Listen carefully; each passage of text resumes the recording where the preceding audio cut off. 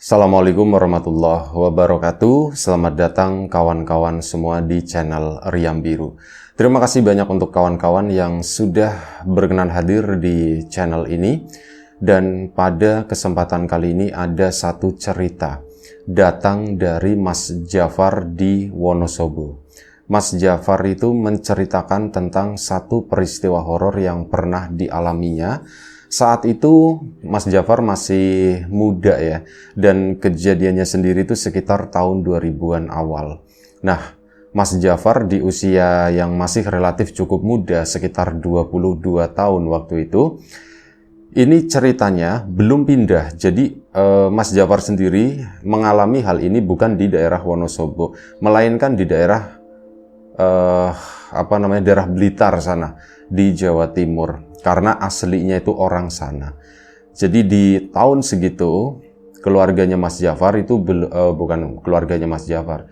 Mas Jafarnya itu belum pindah, dia itu belum belum merantau, belum berkeluarga, masih ikut dengan keluarga induknya. Keluarga induk maksudnya itu orang tuanya, kakek neneknya, semacam itulah. Nah, di tahun 2000-an itu Mas Jafar tinggal di rumah kakek neneknya bersama orang tuanya di situ, dan ya menjalani kehidupan seperti warga-warga yang lain lah. Memang karena lahir di situ, saudara-saudaranya juga banyak ngumpul di kampung itu maupun di kampung-kampung sebelahnya. Dan ada sesuatu yang lumayan cukup menarik waktu itu. Nah, tepat di sebelah rumahnya Mas Jafar, itu adalah rumah satu keluarga yang memang dari dulu itu terkenal kakeknya, gitu ya. Kakeknya itu udah lama meninggal, cuman ya terkenal begitu, kakeknya itu konon adalah seorang dukun santet. Ini berdasarkan ya omongan-omongan warga, cerita-cerita warga. Mas Jafar sendiri waktu itu masih kecil saat si Mbah ini tuh meninggal, namanya Mbah Saka. Mbah Saka itu adalah terkenal sebagai seorang dukun santet. Tapi setaunya Mas Jafar, meskipun ada atribut dukun santet tersebut, Mbah Saka itu adalah orang yang sangat baik. Bahkan saat kecil Mas Jafar itu sering diajarin bikin layangan, bikin mainan gitu ya, mainan pak-pakdor atau apa, pokoknya zaman-zaman dulu, zaman-zaman tahun 80 90-an segitu. Itu yang ngajarin bikinnya yaitu Mbah Saka. Dan Mbah Saka juga nggak cuman sama Mas Jafar, tapi ke anak-anak kecil yang lain, Mbah gitu kan. Ada nama cucunya itu Karyono. Karyono ini teman kecilnya si Mas Jafar. Mereka itu seumuran lah. Dan ya kayak gitu, berangkat dari Karyono tersebut, yuk main ke rumahku, nanti minta sama mbahku dibikinin mainan gitu. Akhirnya yang lain kan pada main ke tempat tersebut, ya dibikinin lah sama Mbah Saka, baik gitu ya. Kadang dikasih makanan gitu sama neneknya si Mas Karyono tadi. Pokoknya bener-bener ya, meskipun orang ini terkenal sebagai seorang dukun santet, tapi perilakunya ke anak-anak itu begitu baik gitu ya. Itu yang setidaknya memori indah atau memori bagus tentang Mbah Saka. Sampai itu, sebelum sampai beranjak udah gede ya, si Mas Karyono pun itu masih sering main sama Mas Jafar, main bareng. Tapi ya seiring berjalannya waktu, mereka kan punya kesibukan masing-masing. Cara hidupnya pun udah berbeda. Mas Jafar dengan ya sekolahnya, Mas Karyono juga sama dengan sekolahnya, kenal teman-teman baru. Jadi meskipun rumah mereka sebelahan, tapi belakangan mereka itu udah jarang main bareng. Ini masih di tahun 2000-an ya. Mas Jafar sekarang tinggal di Wonosobo. Dulu masih di Blitar di sana. Nah, udah sampai pada suatu hari, nggak lama setelah itu ya,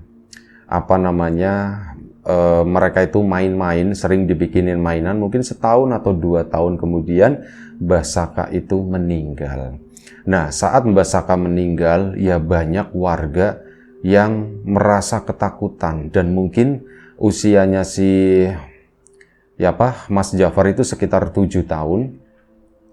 Ini masih ingat saat Mbah Saka itu meninggal, tapi ya nggak terlalu ingat sih. Anak kecil nggak banyak terlibat, cuman waktu itu acara pemakaman Mbah Saka itu termasuk sepi gitu ya. Meskipun Mas Jafar nggak punya memori penuh, tapi waktu itu memang lagi musim penghujan, yang ngelayat pun nggak banyak. Cuman ya kayak beberapa orang kayak keluarga inti dan sebagainya.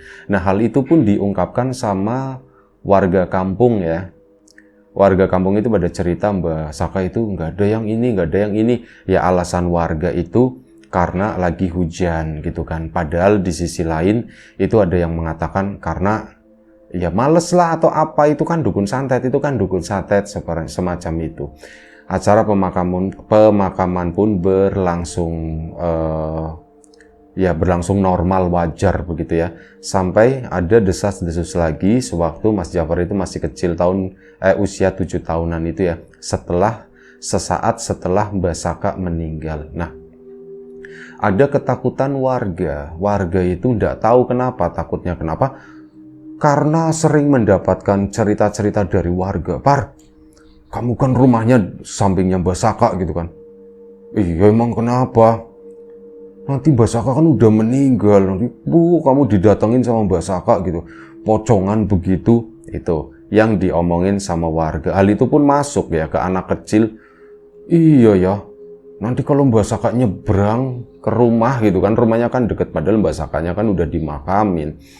Itu gimana ya? Ya ada ketakutan. Bahkan keluarganya Mas Jafar sendiri juga mengakui merasakan ketakutan tersebut. Ada cerita-cerita yang beredar juga kalau Mbah Saka itu selepas meninggal itu masih sering terlihat. Ini cerita warga ya, Mas Jafar sendiri itu tidak pernah mengalami, tidak pernah melihat. Cuman warga itu banyak yang menyampaikan semacam itu. Katanya Mbah Saka itu sering duduk di depan rumah, kadang ngerokok sendirian. Sesekali juga wujudnya itu beda, wujudnya itu pocongan. Itu semacam itulah cerita-cerita yang beredar. Akhirnya warga pun selama kurang lebih sekitar 10 hari sampai 2 minggu ada ketakutan keluar malam. Terutama untuk ngelewatin rumahnya itu Mas Jafar karena sebelahan sama Mbah Saka. Takutnya begitu.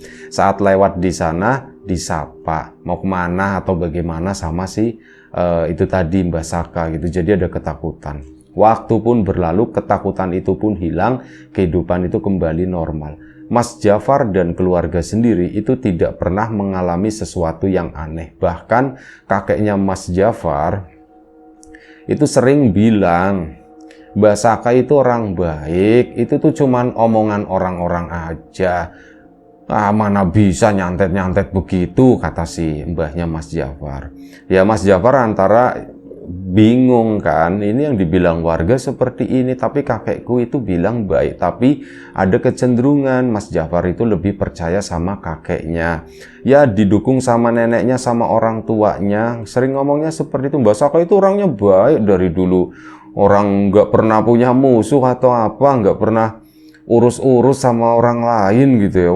Ada cerita-cerita dukun santet apa, orang enggak, intinya seperti itu. Ya sudah, waktu pun berlalu sekitar sampai dewasa ya. Itu tadi sempat disebutkan di awal kalau Karyono, cucunya Mbah Saka itu kan dulu teman main bareng sama Mas Jafar dengan anak-anak seusianya pada saat itu. Seiring berjalannya waktu, mereka kan punya kesibukan masing-masing. Dan itu tadi, di usia sekitar 22-23, Mas Jafar sama Mas Karyono itu udah bener-bener bukannya musuhan, tapi sibuk dengan urusannya masing-masing. Dan sebelum kita lebih jauh ke dalam cerita, mohon izin mau promo bawang goreng Nyawi Iji terlebih dahulu. Kawan-kawan kemarin yang sudah sempat memesan, terima kasih banyak, ditunggu pesanannya ya. Semoga kali ini tuh nggak ada terlambat lagi. Bawang goreng Nyawi Iji ini bawang goreng renyah, pastinya murni tanpa campuran apapun. Jadi nggak ada tepung, nggak ada apa, benar-benar bawang dan ya rasanya itu syahdu. Monggo kawan-kawan yang belum memesan, dicobain, ditunggu pesanan. Yang sudah pernah memesan, ya ditunggu pesanannya lagi gitu ya. Terima kasih untuk kawan-kawan yang sudah mampir di channel Lapak Horor juga. Terima kasih banyak. Kita lanjut lagi cerita dari Mas Jafar tadi. Nah, seiring berjalannya waktu itu, ada satu kejadian. Yaitu di usia yang kurang lebih sekitar 22 atau 20, ini ya di tahun 2000-an awal itu tadi. Mas Jafar waktu itu lagi duduk di, rumahnya belum digambarkan ya. Rumahnya Mas Jafar, misalkan dari depan nih, ini sebelah kanan kalau ngadep ke rumah. Ada tanah kosong kurang lebih selebar 4 meter. Ini jeda antara rumahnya si Mas Jafar dan rumahnya Karyono. Rumahnya Mbak Saka itu ada jeda. Dulu waktu kecil itu sering dipakai buat main-main di situ. Makin kesini yaitu dipakailah buat tempat yang lain lah, buat naruh gerobak atau naruh apa di situ. Udah nggak dipakai main sama anak-anak sekarang. Mas Jafar itu ada kebiasaan kalau misalkan malam hari dia belum tidur dan ya mungkin di usia segitu mulai agak lumayan cukup pusing juga ya. Aku usia segini kok aku belum punya aku belum punya pacar gitu. Gimana ya nyari itu, di mana nyari pacar? Ada kepikiran seperti itu. Nanti kalau misal ditanya, kamu kapan nikah atau apa? Aduh, aku bingung. Orang pasangan aja, calon aja belum ada. Ya kepikiran seperti itu sama nanti hidupku bagaimana ya? Apa aku di sini-sini aja gitu ya? Aku ngapain gitu? Aku tuh sebenarnya pengen merantau ya. Ada pikiran-pikiran nanti mikirin masa depan itu bagaimana. Itu biasa. Perenungannya itu di depan, di teras, tapi sebelah, kalau dari depan itu sebelah kiri, deket sama rumahnya Mbak Saka di sana. Mbak Saka itu sendiri itu udah lupa, udah meninggal sekitar 15 tahun yang lalu. Nah, ini pada suatu malam entah kenapa si Mas Jafar itu bawaannya itu tadi lagi stres berat lah. Aku juga bingung apa sih yang sebenarnya aku pikirin, kok aku kayak mikirin sesuatu tapi apa ya, kayak ada semacam ketakutan, keresahan lebih tepatnya ya. Dan malam itu pun seperti biasa duduklah di sana sendirian, bikin kopi atau bikin teh campur susu begitu kan. Terus ya dia merokok di sana di pojokan. Nggak mikirin Karyono juga. Karyono mungkin lagi sibuk dengan teman-temannya, dengan kegiatannya yang lain. Duduk di situ biasanya memang sekitar jam 10 Karyono itu pulang. Nanti ya, Par sendirian, cuman begitu doang. Iya no, baru pulang no. Itu rutinitas sapaannya itu seperti itu. Nah, malam itu si Mas Jafar duduk sampai jam 10 malam. Tumben ya, Karyono itu nggak pulang gitu kan. Udah jam 10, biasanya alarmnya tuh itu. Oh, jam 10 Karyono itu pulang. Ini kok udah jam 10, kok nggak ada gitu kan. Pas dicek, oh ya udah jam 10 lewat malah, kok Karyono belum pulang. Nah, di malam itu, ya udah Mas Jafar itu karena capek duduk di sana, akhirnya dia pun rebah-rebahan di lantai. Sambil ngeliatin langit-langit teras rumahnya itu, mikirin sesuatu yang gak jelas. Dan tiba-tiba telinganya Mas Jafar itu berdengung. Bener-bener dengung itu keras gitu kan, nging, berdenging ya gitu. Nging, dua-duanya seperti itu. Kenapa telingaku kok begini nging? Tapi Mas Jafar diemin aja, nikmatin aja, kok nging. Apa saking sepinya atau bagaimana ya. Dan itu berlangsung lumayan cukup lama, hampir 1 menit lah. Dan setelah berdenging entah kenapa hawa itu tiba-tiba di terasan itu rasanya tuh dingin banget. Kok jadi dingin begini? Mana sepi lagi, itu lagi musim kemarau memang ya. Mana sepi ya, nggak ada orang lewat. Karyono juga nggak tahu ini udah pulang atau belum. Dan Mas Jafar itu merasakan merinding. Ih, kok aku merinding begini ya? Masuk pikirnya Mas Jafar karena takut. Jangan-jangan mau ada setan lewat. Nah, setelah itu Mas Jafar mendengar ada bunyi gedebruk gitu kan. Ada sesuatu yang jatuh di itu tadi, jeda antara rumahnya Mas Jafar sama Mas Karyono di lorongan itu yang selebar 4 meter itu ya. Apa itu yang jatuh gitu, kata si Mas Karyono, kata si Mas Jafar dalam hati. Dia pun ngelongok begini, apa ya itu ya? Dia melihat bungkusan lumayan cukup besar, itu kayak bungkusan plastik kresek atau kain, atau warnanya tuh gelap di situ. Apa ya? Memang ada lampu, cuman lampunya tuh di ujung belakang sama ya ini lampu teras. Jadi di area situ tuh samar-samar lah, enggak terlalu jelas. Itu apa ya? Kok kayak gitu? Disamperin lah sama si Mas Jafar ya, karena rumah sendiri kan, dideketin ke sana itu bungkusan. Apa sih ini, deketin lagi. Apa gitu, kok dibungkus seperti itu? Ada kecurigaan, ada sedikit ketakutan juga. Saat mendekat si Mas Jafar, si bungkusan itu tuh bergerak greget gitu ya, kata si Mas Jafar. Terus apa? Dia tuh kayak berusaha berdiri dan berhasil berdiri. Disitulah Mas Jafar yakin dan ngeh, ini bukan bungkusan biasa gitu kan. Saat masih mencoba berdiri, Mas Jafar itu udah mulai mundur beberapa langkah. Ini apa ya ini? Dan itu saat berdiri itu berubah menjadi satu sosok pocong. Cuman itu tadi, pocongnya itu bukan pocong warna putih, pocongnya itu warna coklat kotor, kayak pocong yang udah tua banget, udah lama banget. Pocongnya kurus, kecil, cuman memang agak lumayan cukup tinggi gitu. Itu Mas Jafar nggak bisa ngapa-ngapain. Kok pocong? Ini pocongnya siapa? Ini pocongnya. Dia cuma diem di situ, mau lari. Aku itu mau lari, dan si pocong tadi itu mendekat, sekali lompat, jarak mungkin antara si pocong sama Mas Jafar waktu itu sekitar 5 meter. Itu sekali lompat, langsung berdiri di depannya si Mas Jafar. Di situ Mas Jafar cuma merem gitu ya, dia tuh nggak berani melek, nggak berani apa, nggak ada yang terjadi apapun. Begitu lompat, merem gitu, saking takutnya. Loh, kok nggak terjadi apa-apa, aku nggak ditabrak atau nggak diapa kan?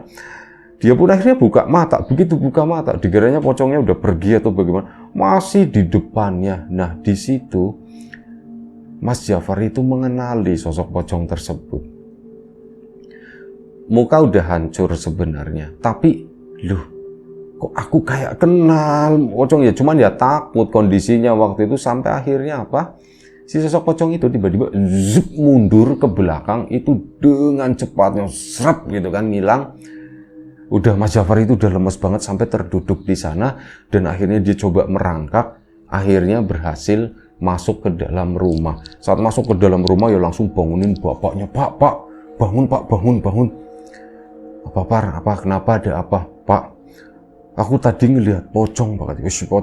Pocong apaan? Kata si bapak. Pocongnya Mbah Saka, Pak, kata si. Kamu macam-macam aja, pocongnya Mbah Saka gimana? Orang Mbah Saka itu kan udah meninggal waktu kamu masih kecil gitu.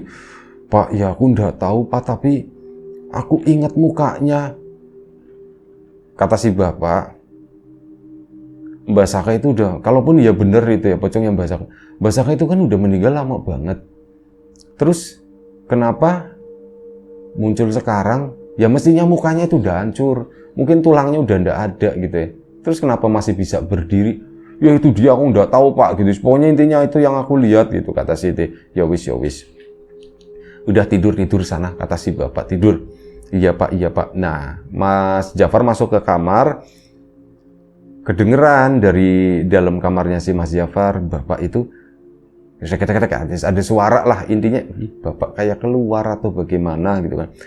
Si Mas Jafar pun ngelongok, oh iya beneran bapak keluar. Ya Mas Jafar ini dong, dia tuh nungguin di situ. Dia buka pintu kamarnya, nungguin bapaknya itu. Ini bapak itu mau kemana sih gitu ya? Mau tak ikutin, tapi yo aku takut. Cuman udahlah, aku buat backup di sini, pasang telinga aja. Kalau misalnya ada apa-apa nanti aku keluar gitu. Bapak itu ndak masuk. Loh, kok bapak ndak masuk ya? Lama, sekitar hampir 5 menit. Kok bapak ndak masuk kemana ya? Tak samperin lah. Ya disamperin, keluar lagi lah si Mas Jafar. Dilihat di teras, kok ndak ada. Ke samping kiri ndak ada. Ke samping kanan ndak ada. Mas Jafar pun turun, cuman ya itu tadi agak takut. Tadi aja aku ngeliat pocong yang mirip Mbah Saka. Nanti gimana ya gitu. Nah, di situ ada bunyi kresek-kresek. Ini dari samping rumah, sama seperti posisinya Mas Jafar tadi saat melihat pocong itu. Itu suara siapa ya? Itu suara siapa ya? Par, ada yang manggil. Suara bapak. Oh, Mas Jafar langsung ke samping. Pak. Bapak itu posisinya lagi jongkok. Dan dia, Par, sini, kata si bapak. Iya Pak, kenapa Pak? Bantu bapak berdiri. Akhirnya dibantu kan. Mas Jafar nggak menanyakan apa yang terjadi. Udah dibantu dulu, dibawa masuk ke dalam rumah. Pak, apa yang terjadi Pak? Gak ada apa-apa, Far. Kalau nggak ada apa-apa, ngapain bapak jongkok di sana malam-malam? Minta dibangunin lagi. Berarti ada yang terjadi Pak. Nggak apa-apa, Far. Bapak mau mau tidur, kata si bapak gitu. Ya udah Pak, sana tidur Pak. Bapak ngapain Pak? Habis ngeliat pocong ya Pak ya gitu. Sama kayak aku tadi ya Pak ya. Enggak, udah tidur. Akhirnya masuk ke dalam kamar si bapak, pintu pun depan dikunci, Mas Jafar pun tidur. Tidur normal seperti biasa, meskipun beberapa kali bangun karena masih ada trauma gitu, masih ada takut ya, kebayang-bayang gitu kan. Nah, sampai akhirnya keesokan paginya tuh mulai tuh Mas Jafar itu cerita ke ibunya dan adik-adiknya itu, pokoknya yang ada di rumah itu, ke kakek neneknya juga. Kakek neneknya Mas Jafar masih ada. Nah, di situ memang gini, kakek neneknya Mas Jafar sama Mbah Saka itu lebih tuaan Mbah Saka. Umurnya lumayan beda jauh, hitungannya itu belasan tahun gitu ya. Orang tuanya Karyono itu adalah anak terakhirnya Mbah Saka, sementara orang tuanya Mas Jafar itu adalah anak pertamanya. Jadi beda jauh belasan tahun antara kakeknya si itu sama Mbah Saka. Nah, di situ cerita-cerita kakeknya juga ya mendengar dan yang lain-lain. Bapak pun akhirnya terpaksa membuka. Setelah ditanya sama kakek ya, ternyata bapak semalam juga melihat lagi nyenter-nyenter begini masuk ke situ, tahu-tahu seruk dari belakang itu jalan begini cepet banget, itu tepat di depan si bapak itu tadi. Dan bapak ya ketakutan, kaget, nggak bisa jalan. Dia itu cuman bisa jongkok. Itu udah lama katanya aku nggak bisa jalan, benar-benar nggak bisa jalan. Nah, di situ mulailah dilakukan semacam penyelidikan. Kenapa ya Mbah Saka itu dianggap Mbah Saka, udah anggapannya begitu ya, meskipun itu belum tentu benar. Nah, pertanyaannya adalah kenapa tiba-tiba muncul sosok pocong seperti itu? Dilakukan investigasi, ya nggak tahu penyebabnya itu apa. Mau ngomong ke keluarganya Mbah Saka juga nggak enak, mau ngomong ke Karyono juga Mas Jafar udah jarang ngobrol lama gitu ya. Gimana ya? Akhirnya sudah hanya bermodal pengamatan. Nah, dari situ bermodal pengamatan tersebut, Mas Jafar itu menangkap ada sesuatu yang aneh dalam diri Karyono waktu itu ya. Keluarga yang lain itu ndak ada yang aneh, cuman satu-satunya yang aneh itu Karyono. Jadi Mas Jafar ngelihat Karyono itu rasa-rasanya kok tua lebih cepat ya. Mukanya itu jauh lebih tua dari sebelumnya, kayak muka yang layu gimana sih. Muka lagi mungkin banyak masalah, kecapean, semacam itu. Akhirnya itu kan ngaruh ya. Mukanya jadi kusut, terlihat tua, matanya juga merah, terus ada mata pandanya atau apa, kayak orang kecapean banget. Karyono sekarang begitu ya.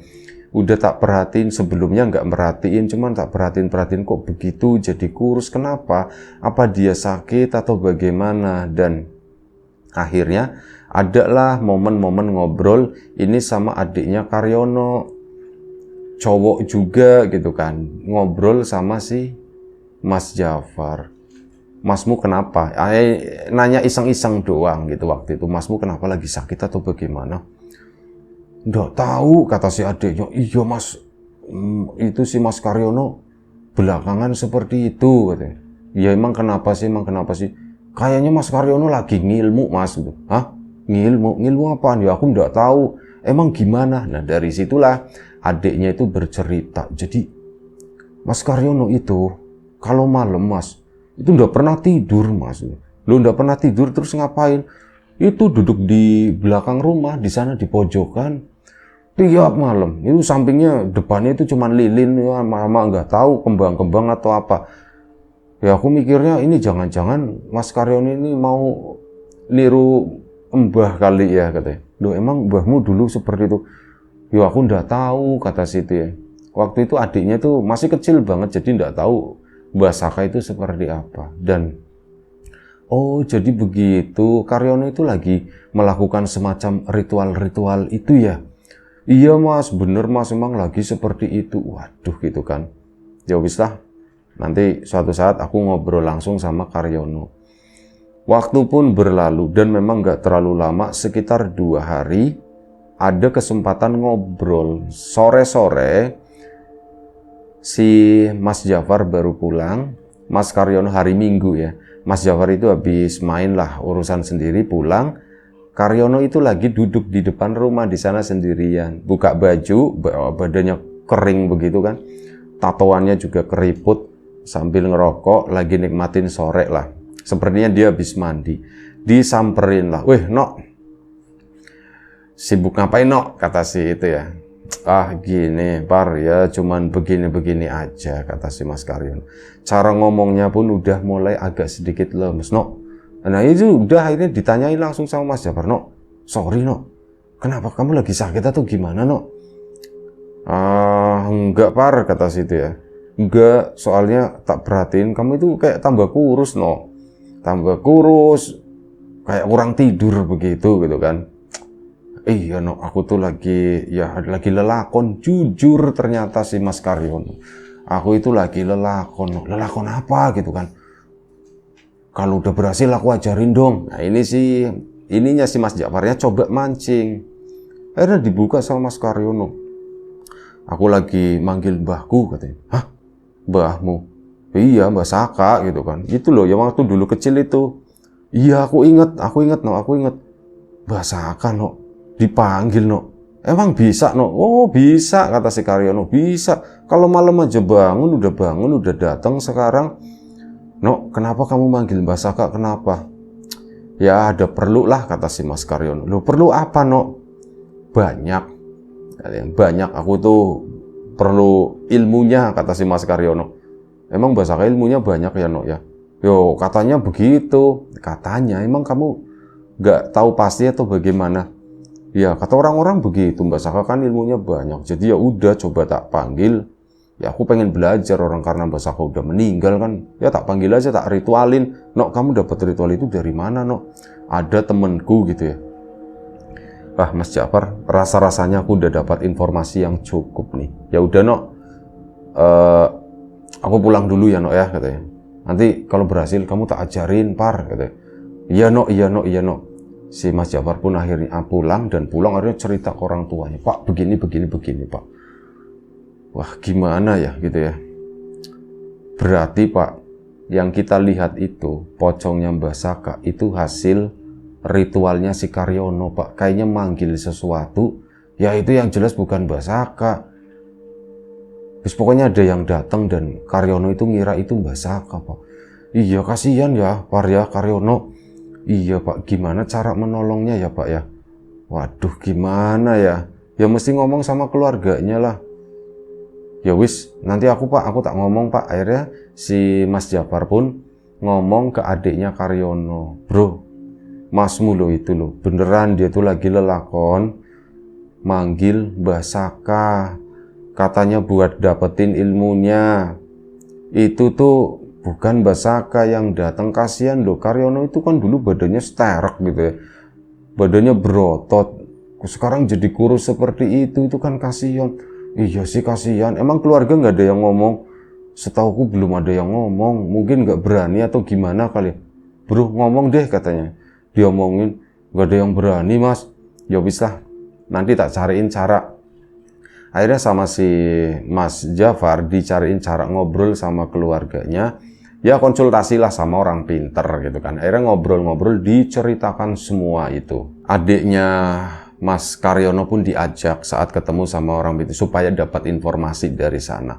Singkat cerita, setelah semuanya diceritakan, si orang pintar itu, ya sudah saya coba bantuin ya, kasihan gitu kan, mumpung belum terlanjur, mumpung sosok itu belum masuk ke badannya Karyono. Itu Karyono seperti itu memang lagi dipersiapkan buat itu tadi. Sosok yang dipujanya, sosok yang dipanggil itu yang menyerupai kakeknya itu nanti suatu saat ya sosok itu masuk ke sana, udah Karyono itu udah bukan Karyono lagi katanya. Wah, berarti kasihan ya Pak ya? Iya kasihan, makanya saya bersedia nolong lah untuk saat ini. Baik, begini aja, saya minta izin katanya. Minta izin apa? Ya saya minta izin tempat sama waktu. Ya saya mau duduk-duduk lah di teras misal malam di situ gitu. Oh iya Pak, boleh, enggak apa-apa.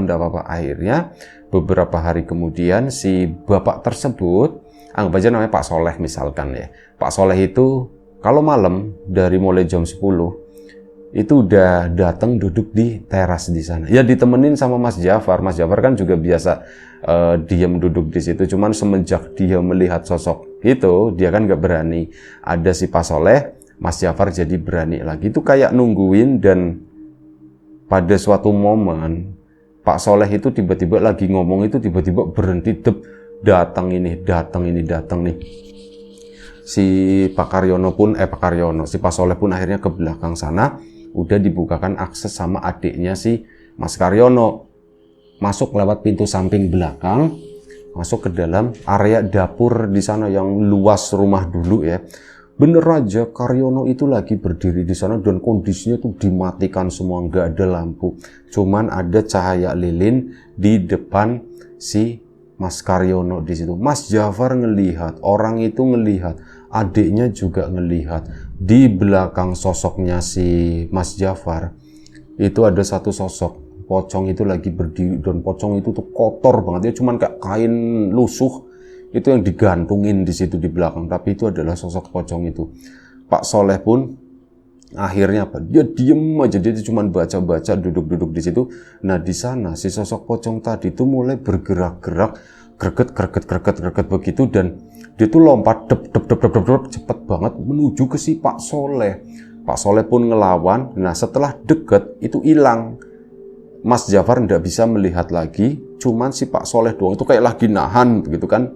Entah apa yang terjadi, Mas Jafar nggak tahu. Setelah itu gitu, udah selesai begitu aja. Pak Soleh pun tanpa kelelahan, dan Mas Karyono, siapa itu di situ? Mas Karyononya bangun.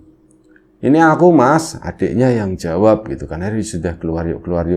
Keluar, Mas Karyono pun mendekat. Cuman mereka udah posisinya di depan rumahnya si Mas Jafar. Karyono pun mendekat ke situ. Far, kamu Pak, ya pasti Pak Soleh gitu ya. Kondisi Mas Jafar itu udah lemes banget. Itu langsung si Pak Soleh ngajak salaman, begitu salaman diginiin, itu si Mas Soleh, si Mas Karyononya tuh terjatuh, plek, pingsan, dibawa masuklah ya kayak diobat-obatin, di jampi-jampi, sama ngomong sama adiknya. Ini tak kasih air, nanti sering-sering dikasih minum ini ya. Ya diem-diem aja, enggak apa-apa. Kalau dikasih langsung dia itu nggak mau. Kasih diem-diem aja. Oke Pak. Akhirnya hal itu pun dilakukan sama si adiknya Mas Karyono. Mas, tak bikinin kopi mau Mas? Mas Karyononya begini senang, bikinin kopi kasih itu, bikinin teh dikasih itu, air putih apapun dikasih itu. Nah dari sana alhamdulillah Mas Karyono sendiri itu kayak udah pertama awal-awal itu kayak orang linglung katanya, sering diem begitu kan ya, sering diajak ngobrol sama adiknya, sama keluarganya yang lain, akhirnya jadi ngomong. Dan saat malam hari awal-awal sih masih melakukan itu, cuman dia kok cuman sebentar, nanti masuk ke dalam tidur, dan beberapa hari ke depannya ke sana itu udah mulai berhenti dilakukan sampai benar-benar total berhenti. Dan kondisinya Mas Karyono itu udah, karena malam udah tidur ya, dia itu udah mulai agak sedikit seger lah, makan itu juga udah mulai banyak, hal itu terus dilakukan. Kalau misal airnya habis, nanti diminta lagi sama si bapak itu, dikasih, dibikinin lagi, itu sampai kurang lebih sekitar 3 bulan lamanya. Dilakukan terus dan alhamdulillah Mas Karyono pun kembali ke kehidupan normalnya. Dia udah mulai bekerja secara normal, kondisi fisik dari yang tadinya layu itu pun udah mulai membaik ya. Dan saat momen itu ditanyalah si Mas Karyono sama Mas Jafar, "No, sebenarnya kenapa sih kamu melakukan hal itu?" gitu ya.